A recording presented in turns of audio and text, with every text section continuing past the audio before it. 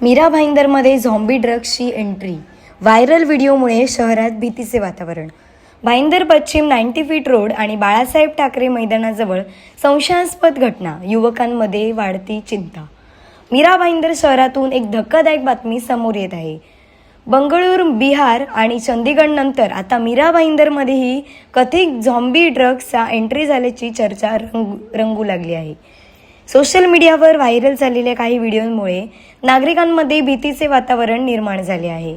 भाईंदर पश्चिम येथील 90 feet road परिसरात आणि स्वर्गीय बाळासाहेब ठाकरे मैदानाच्या बाजूला काही व्यक्ती विचित्र हालचाली करताना दिसल्याचे व्हिडिओ सोशल मीडियावर मोठ्या प्रमाणात व्हायरल झाले आहेत. या व्यक्तींनी कथित झॉम्बी ड्रग्सचे सेवन केल्याची शक्यता व्यक्त केली जात आहे. तज्ज्ञांच्या मते अशा प्रकारचे घातक अंमली पदार्थ प्रभावाखाली व्यक्तीचे वर्तन पूर्णपणे अनियंत्रित होऊ शकते.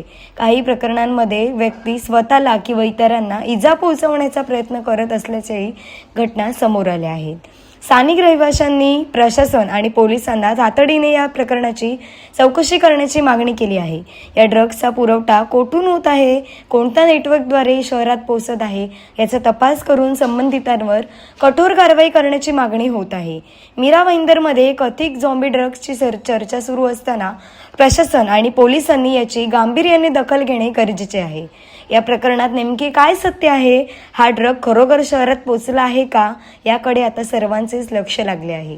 ब्युरो रिपोर्ट, सिंधू प्रभात, मीरा भाईंदर.